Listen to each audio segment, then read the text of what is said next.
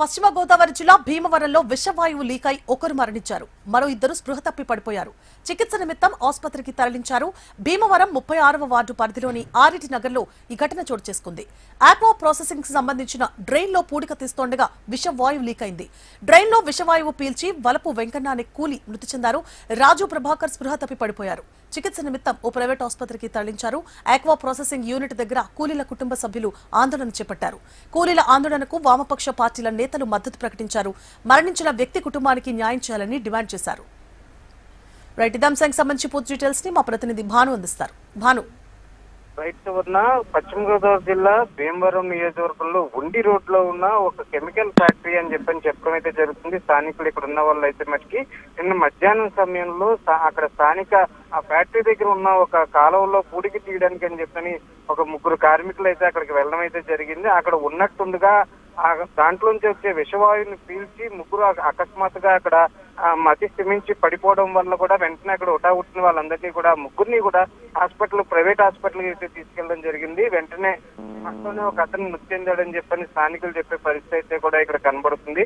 మిగతా ఇద్దరి పరిస్థితి కూడా విషమంగా ఉందని చెప్పిన ఇప్పటికే డాక్టర్లు మెరుగైన వైద్యం గురించి విజయవాడ పంపించాలని చెప్పినని సిఫార్సు చేసినట్టు కూడా తెలుస్తుంది కదా. ముఖ్యంగా చూసుకుంటే ఏదైతే ఫ్యాక్టరీ ఏదైతే ఉందో ఆ ఫ్యాక్టరీలో కెమికల్స్ అంటే ఫిష్ కి సంబంధించిన వేస్టేజ్, అదే విధంగా ఫిష్ మీద ఉండే పొట్టుతో దాని ద్వారా అక్కడ ఏదో కెమికల్ తయారు చేస్తున్నారని చెప్పిన అప్పటికే గతంలోనే గత 6 నెలల నుంచి కూడా స్థానికులు ఇక్కడ చెడు వాసన వస్తుందని చెప్పని ఈ ఫ్యాక్టరీని ఇక్కడ నుంచి తొలగించాలని చెప్పని పెద్ద ఎత్తున ఆందోళన చేశారని చెప్పని ఇప్పుడు కొంతమంది స్థానికులు అయితే కూడా చెప్పే పరిస్థితి కూడా ఇక్కడ కనబడుతుంది.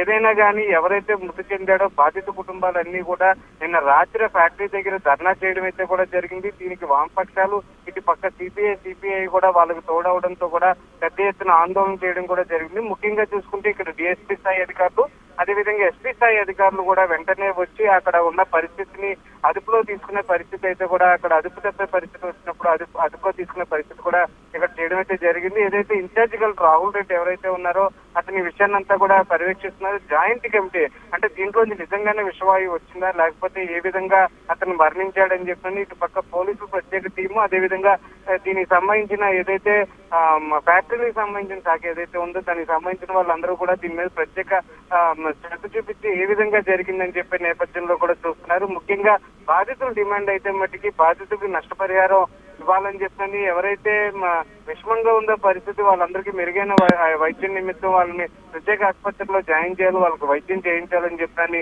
బాధిత కుటుంబాలు కోరుకునే పరిస్థితి కూడా ఇక్కడ కనబడుతుంది Suvarna. Right, thank you for the updates Bhanu.